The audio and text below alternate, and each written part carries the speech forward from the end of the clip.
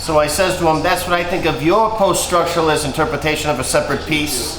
And then I punched him in the face. Hell yeah, Ronnie, you showed his ass. I say, jolly good old chap, right on. I'm tough. I say, have I ever told you boys about the time I threw a Labour supporter right in the Thames for saying he'd throw the Queen Mum in jail? That's tough. Pretty tough. Excuse me. Oh, you're excused? What, have we got some sort of wise guy here? Oh. Well, I am about to turn 30, so I suppose I am a little wiser than most. Thank you very much. Excuse me, bartender. Can I order a Long Island iced tea, a virgin extra ice? I like to chew on the ice after I finish my Long Island iced tea. Listen, pal, me and my colleagues here, we were having a little business discussion. So we were rudely interrupted by a third party, that is to say, you. So do you mind telling me what the big idea is? Big idea. Well, some say humanity's fate lies in the stars, and still others say all of our consciousnesses will be loaded up into a great machine, and there's still the old guard, of course, that say that Judgment Day's right around the corner. But for my money, I think we can make this world a better place just by being nicer to each other. That's right, we could save the world by being our truest selves, and that's just about the biggest idea I can think of. Yo, nobody touches the balls, ever. I say, old chap, you've rather stuck your foot in it. Though I do admire your fashion sense. We'll say, how about I just go wait for my drink over at my table? I have a date coming. I'm on a date, and the date's probably almost here, and they're probably over the table. They're probably waiting for me, so it's probably just best if I just go over and wait for them by the table. I'll get my drink in a second. Oh, they're playing my song. High five!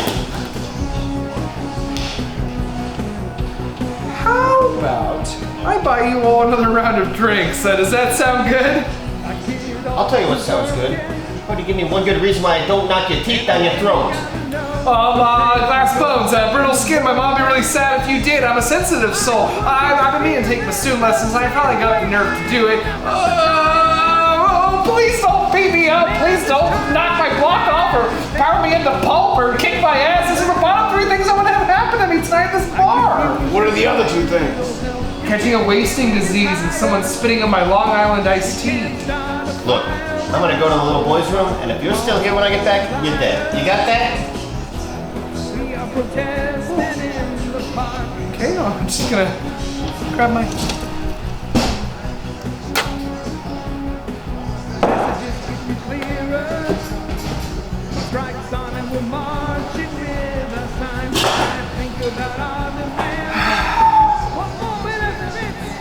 Is this how it ends? I tried to have a good time. Now this bully and his friends are targeting me for crime. The fella named Ronnie makes me really concerned. Wanna cry for my mommy, always knew I'd get burned.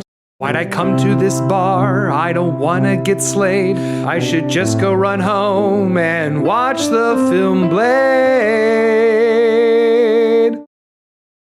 This sitch is so fraught, worse have to put up my dukes, but I'm sure to be brought worst and the thought makes me puke. Oh, I've tried being nice here, but it's all going south, and this guy over there wants to give me a punch in the mouth. Oh, I don't want it up in traction or packed out in ice. I'll just visit my friends where I'm sure they'll be nice. Hello, it's Hobert.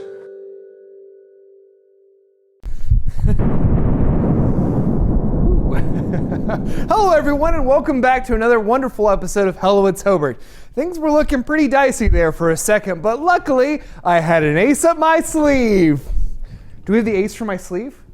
Do we have the ace anywhere?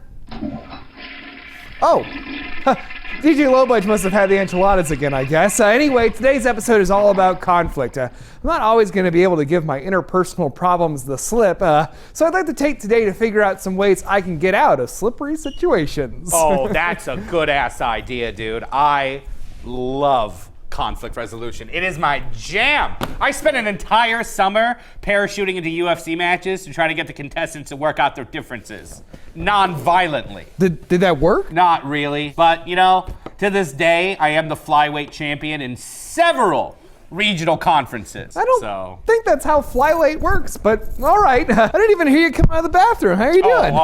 I don't use the bathroom. See, I have a device that takes the... Huh, well, it must be Clam. Oh, I bet he can't wait to tell me about whatever harebrained scheme he has cooked up this time. I don't excrete, nitwit. What are you talking about? Well, if it wasn't Clam and it wasn't Low Budge, I don't poop. It wasn't me, then it couldn't be. No, that would be silly if it was. There's no way that it's... That is the last time I let Yancey talk me into getting the enchiladas. What the fresh heck is this? Oh, God, no. Hobert, what have you done? I think I might have brought my problems with me. Oh, dude, this is sick. I finally get a chance to use these. I haven't been able to use these at all since I bought them. Alert, alert, this is the emergency, hello, it's Hobert Broadcast System. The studio has been compromised by a problem. Please report to your supervisor who will administer and Demonstrate proper use of your hello, it's Hobert brand cyanide capsule. Low Budge, turn that off. We can't afford to replace the writers again. You know how gullible they are. Fine, but I keep the siren. Fine. Okay, listen. I know you don't like me, and I'm pretty sure that I don't like you either, but we have a way that we do things around here, and we're not going to trash that just because some punk in a cool leather jacket is maybe going to beat me up. I am definitely going to beat you up.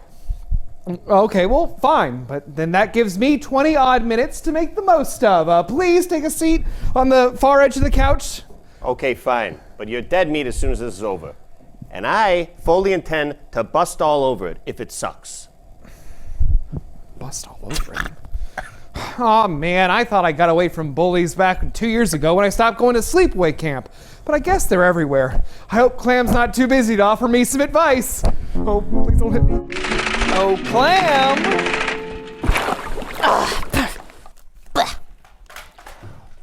What is it, Hobert? I was just about to blow up a UNICEF refugee camp in Call of Duty Child Soldiers. I'm trying to learn how to deal with conflict. Can you help? You must get in fights all the time. What do you mean by that, you G-rated porn star?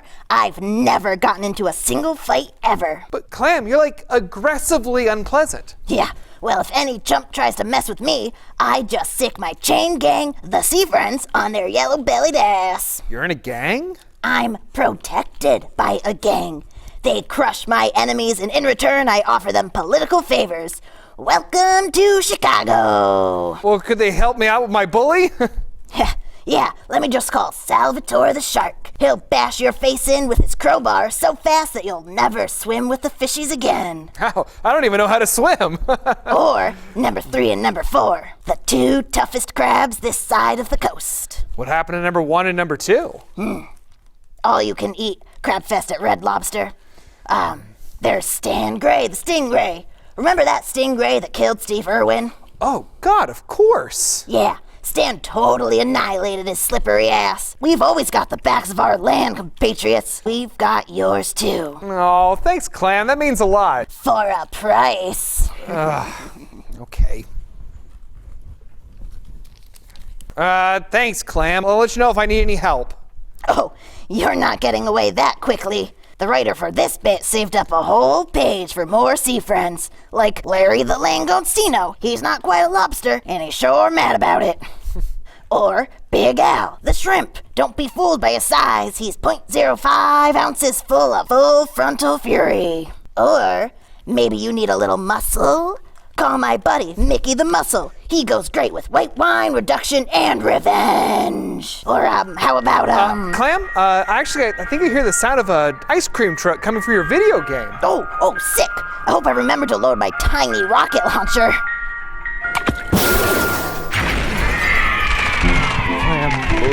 Okay. Boo! What was that? That was the Clam bit. That's where I go to my good friend Clam, and he gives me advice. We do it every show. That was hogwash is what it was. And just for that, I decided I'm going to give you a Native American sunburn when I'm done beating you stupid. Isn't it technically called an Indian sunburn? Yeah, but that's based on outdated and colonial terminology. That's not what Native Americans prefer to be called. That's regressive as all heck. Okay, this is going south really quick. We'll be right back after this commercial break. I told you my mom's birthday party is Saturday. No, you didn't. Yes, I did. I said my mom's birthday party is on the 17th, which is a Saturday. Oh, of course, because the 17th is always a Saturday. Do you often find yourself in situations like this, rehashing the same arguments with your loved ones over and over again, dealing with conflict amongst your friends, while stifling a deep rage under a sunny veneer day in and day out? You could have looked. And I could have married someone else, but no, I got stuck with you. If this sounds familiar, have we got a product for you. Introducing Fight Be Gone. Fight Be Gone? That's right, it's like a mosquito repellent for all your stupid bullshit. So you can get back to living a conflict-free life. I love you.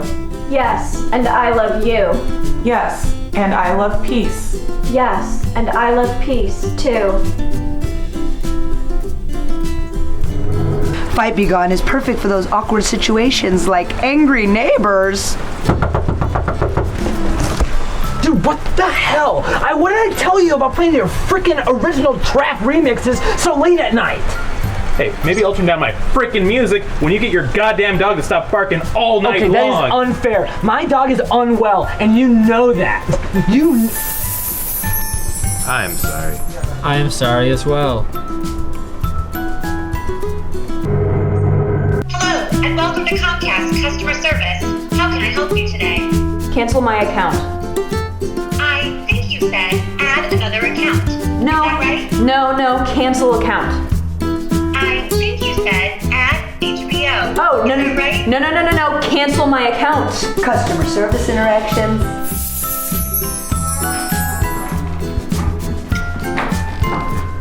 I'm sorry. I love you. I think you said switch language to French. Bonjour. Bienvenue à Comcast. Fight Be Gone is good for use on internet trolls. No, you butt-faced idiot. Dude Ranch is the best Blink-182 album because they were still punk before they became a pop band, you butt-face. I'm sorry. I love you.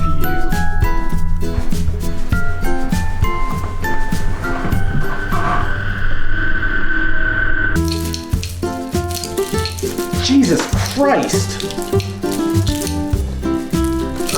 And inanimate objects. I'm sorry. I'm sorry, I love you. I'm sorry, I love you. I'm sorry, I love you. I'm sorry, I love you. I'm sorry, I love you. I'm sorry, I love you. Fight Be Gone side effects may include nausea, heartburn, and the inexplicable urge to quit your job, sell your possessions, and join a cult based entirely on the teachings of Cthulhu. So remember, Fight Be Gone, but Cthulhu be here forever. Cthulhu forever!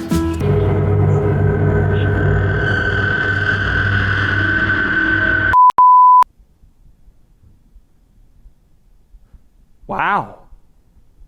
Yikes. That product sure was something, wasn't it? Who did you say funded all this again? We don't really know, honestly. Really? Yeah, once a week, a wad of slightly damp, non-consecutive bills and a DVD with all the week's commercials shows up on our doorstep. And if we don't play them, then next week it's a DVD and a piece of paper with the address and social security number of one of my loved ones. Well, then what happens if you don't play the commercials that week? I miss you, Great Aunt Linda. What? Everything, all of this is absolutely cuckoo, and I need a break. I don't know. I think I'm just gonna go outside and beat up a different guy for practice, for when I beat you up later. That's still happening. That is still happening. Okay. Bye, Ronnie. Wait, what? Hey, anyway, it's time for our next segment where I ask my good friend DJ Lobudge for advice on how to avoid unwanted conflict. And I don't know, maybe he'll tell me that he's a black belt in Jeet Kune Do and he loves to fight people to the death on my behalf and will protect me and save me. Is that true, buddy? Hobert, you're so stupid. This is a fashion jumpsuit. There's no kung fu grip involved at all. But I can do this.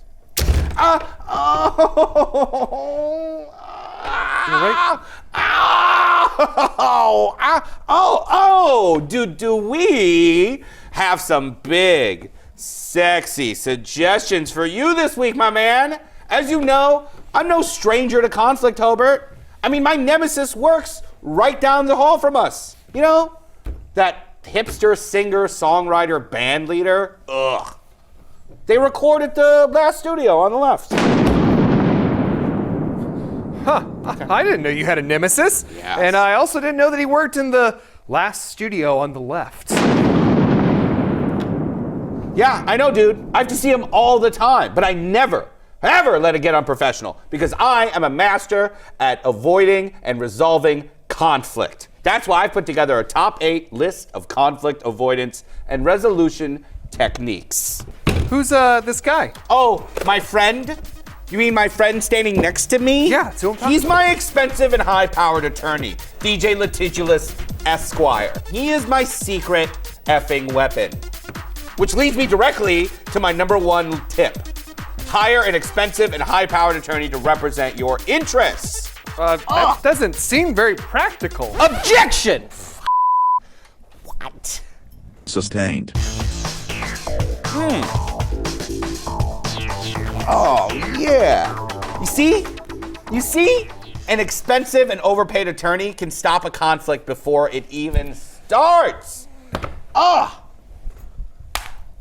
Anyway, if you need something more boots on the ground, then you'll love the Boot Scootin' Boogie in number 2. Go to an abandoned warehouse and angry dance your frustrations away. You know, it's a great way to blow off some steam. And regardless of what anyone tells you, it's not just for horny teens in the Catskills. Hey, Hobert. Yeah, low budge? You know that, those annoying political ads you see? Oh, yeah, I hate those. Whoa! Those are a low-budge original, baby. That's my patented move. That's why it's number 3. Dig up some dirt on your enemies and make an attack ad. I have a folder, a thick folder of dirty, filthy secrets about that nemesis of mine. You know, the one who works on the last studio on the left. Well, do you have anything on me, low budge? Oh, do you? How much do you have? Excuse me. Okay, cool. Let's just say we know why you're not allowed to the PacSun in the mall anymore. Well, let's just move right along. But I do have to say that last one sure did sound like it would escalate a conflict rather than resolve it. That sounds like conjecture. Blah, blah, blah. Sustained. Man, this guy pays for himself. Hobert, you might be right. That last one was a little harsh. That was a little harsh. But this next step is guaranteed to go down smooth, baby, like my beats. Number 4, constantly hug everybody.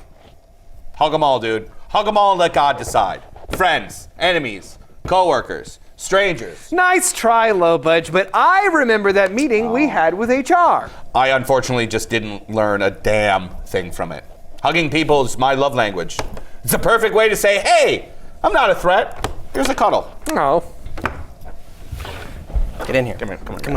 Hey, hey, big guy. I just want to say I'm really proud of you. I'm really proud of you. You're doing really well. I think you're doing really well. We're all talking about how good of a job Oh my God, you've been thank doing. you. Let's talk about it. Okay, we'll talk. See? Did you see how that worked? That was a good professional hug. All right. So this next one, number 5, is in case that last one didn't work and you need an assist, okay? Settle things the old-fashioned way with pistols at dawn. Pistols at dawn? That can't be legal. Oh, it's legal, Hobert. It's encouraged. Yeah, especially in a little state that rhymes with smexis. You may have heard of it. So here's hoping that I never have to use this to defend my honor, sir. But, you know, that last one might be a little extreme. Let's say you've got some sore friends, all right? And you got to resolve things before the big dance or the track meet. This next one is a surefire way to do it. Get jiggy with lossless compression. And number 6, make them an apology mix CD. Yeah. There's exactly 48 songs that have the word sorry right in the damn title. And I'm going to list off several. Whoa. Okay, no, we do not have the rights or the money to do But what that. about No. even the... No, we do not. I thought we emailed... Sohrab, what did I just say? All right, well, anyway, I guess just slap some songs together, willy-nilly. Maybe pair it with a gift, you got at a gas station, like a bust of an eagle or something, whatever. We're getting down to the wire. So here's number 7. Cry about it in your room. Yeah, sometimes my nemesis, he gets under my skin. All right. So I find the best thing to do here from escalating is with dignity. Is to silently crying in your room,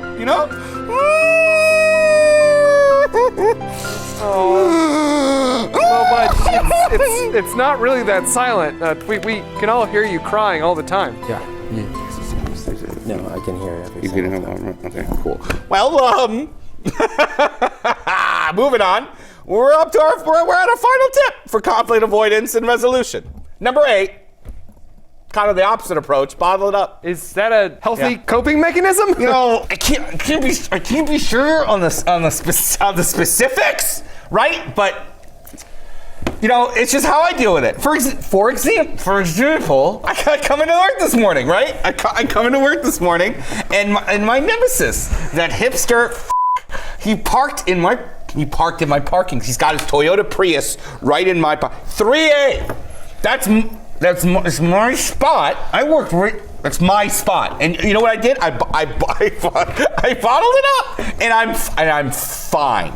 I'm fine, and I can't stress that to you enough, Hobert. I'm fine. And you know what else he did? He took the last pack of pretzels out of the vending machine. Can you believe that? Well, I know. I love pretzels, Hobert. Yeah, you know how much I love pretzels. We all know how much gets goes for the pretzels. He loves them so much. I had to go without, man. I had to go without all day. But it's fine. It's all fine. But did I lose my cool? No. No! Do you know why? Because I followed my easy and effective steps to conflict resolution and avoidance. That's very good for you, Low Budge. Maybe I'll try some of them out as we head into our second commercial break. Over 100,000 people go to court every day in the United States, and that's a fact. Even worse, almost 99,997 of those people go to court with lame lawyers who have never seen the lights of Ibiza throbbing in sync with the beats of a totally lame David Guetta song while they were rolling on Molly. My name is DJ Litigulous, and I want to be the man representing you on your day in court. Good credit, bad credit, no credit, extra credit, I don't care. If you or someone you know needs legal services and doesn't want to break the bank doing it because they were going to go to Electric Forest later this year, then I want to represent you. When I'm f***ed up, that's the real me, and I promise to never come to court sober, ever. And that's the DJ Litigulous promise. I studied law at Harvard, trap beats at Berkeley, and lived in my beloved Nissan Altima for all of the year of 2011, most of which I don't even remember. If you're sick of good lawyers with bad attitudes, try a bad lawyer with the worst attitude. Me. But don't take my word for it. Listen to all the happy people I've represented. DJ Litigulous is like the coolest lawyer of all time, dude. Every time I get in trouble for catfishing my ex-best friend, he gets me off with a warning, like every time. I don't know how he does it. I threatened to poison the judge's dog. I actually don't know why I'm on this. I'm making this call from the prison phone because DJ Litigulous didn't actually show up. He texted me right before my trial saying he was swerving, sipping on lean, and trying to shake this pig, so I had to represent myself. It didn't go super well, as you can guess. He seems pretty cool, though. I love doing drugs, and I hate the police, and I won't ever compromise my values on this, even if it means missing a court appearance. That's the DJ Litigulous promise. No more client testimonials. If you need a lawyer, you need me. You can contact me at 1-800-456-PISS. That's 1-800-456-PISS. Or you can come to the Walmart parking lot in the next 3 hours to find me, sleeping off a codeine high in my Nissan Altima.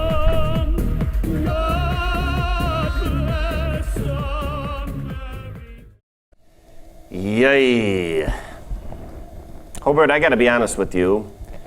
This has been a very illuminating experience for me. In a good way? Like in a I'm not gonna beat you up after the show anymore kind of way? No, more like in a turning you into pavement paste is gonna be a societal good kind of way. I mean, well, you look at yourself. You're advertising for a lawyer who does coding and threatens to poison dogs. Hell yeah. Encouraging your viewers to get into pistol fights and bottle up their emotions. Hey, Ronald! What kind of a tough guy name is that? Who do you think you are putting me on blast like this? What did I ever do to you? I know you don't like it when I cuss, but this dude is really chapping my lips. He comes on our show, and he's acting like a downright B-word. If you catch my meaning. You better not clarify what you mean, or I'll be doubling down on the beatings tonight. I'd like to see you try, mister. That's right, my friend. I'm not afraid of you. And that means I'll be speaking truth to power and admitting I think you're acting like a real bonehead. That's it! You're dead! Now you got anything else? Or can I start filing this recently used athletic sock with lug nuts? Protect me, crew? No?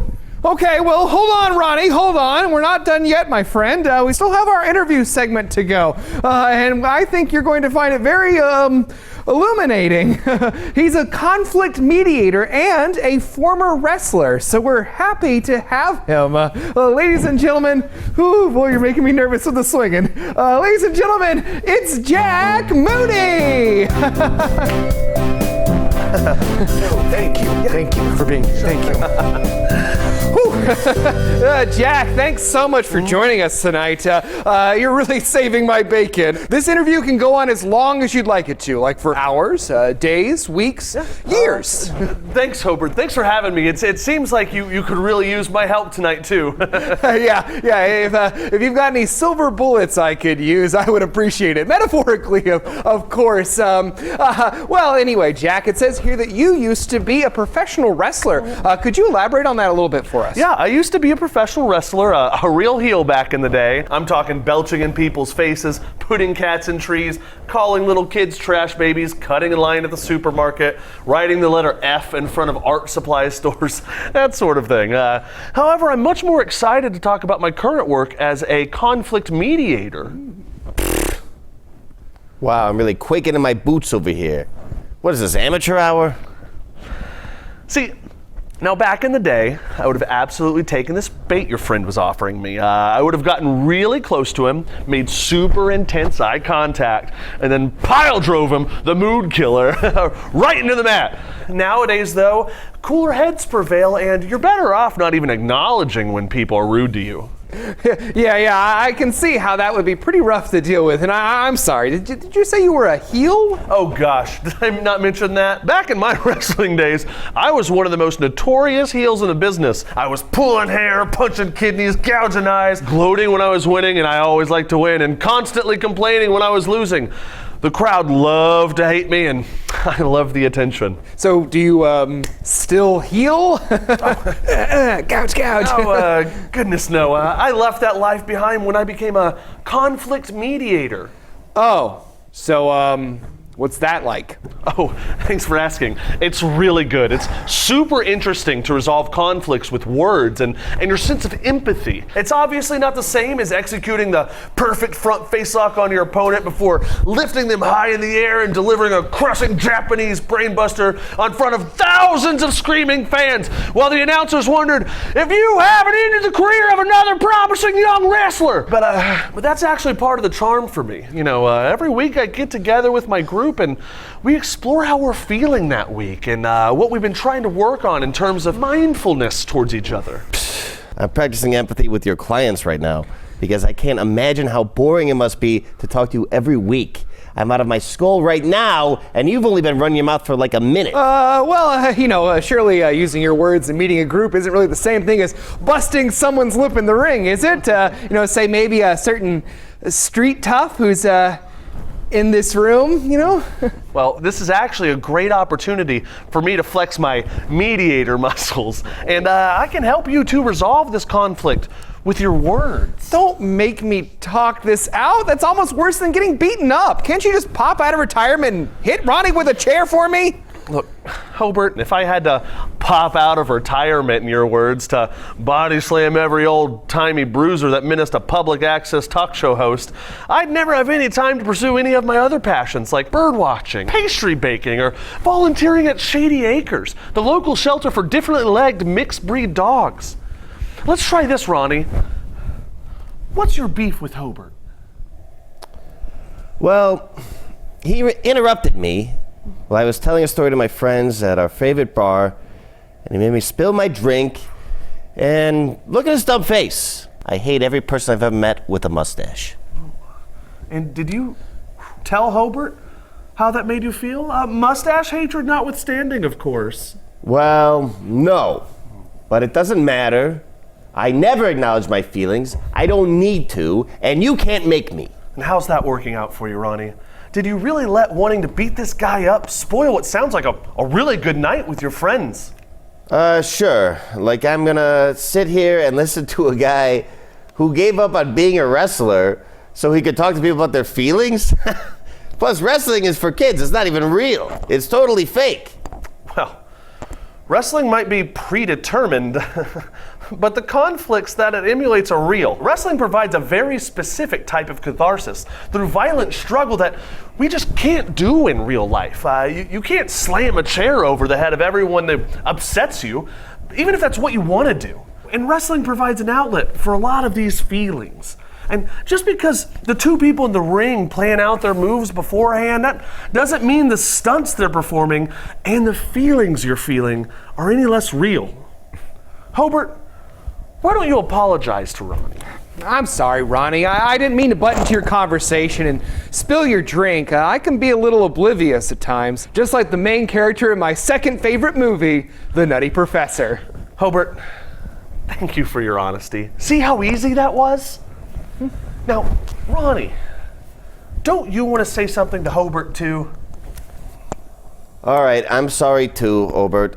You see, I was trying to act tough and act like a big man since my whole life. I've been very small. Very, very small, in fact. Like, so small, like, basically a witch put a curse on me when I was young, right? And I had to sleep in a matchbox until I was, like, 27 years old. I just recently got a radical embiggening surgery, and that made me this majestic height and weight you see before you. Oh, is that why you suddenly have a beard? Yes, my beard grows in and out sporadically. It's very odd. Well, that explains that continuity error. Thank you for your honesty, Ronnie. Unfortunately, there's just one more thing we need to reconcile. This little douchebag said wrestling's fake, and that's absolutely not gonna stand. Wow. Jack? Wrestling is fake. You're a loser. You're a loser. And now I'm about to beat Hobert so bad that he's going to need 2 closed caskets at his funeral at least. We weren't fighting. But wait, I thought we were done. I thought we'd remedied the conflict. He's taking his pants off! Yeah, this is a television show, Hobert, and this boy deserves it. You boys did a great job, though, resolving your conflict. But this is a fantasy medium, and sometimes douchebag punk asses deserve to get their butts kicked. So let's take it to the ring. Oh, okay. Do we have the insurance cleared for this? Are we just gonna go?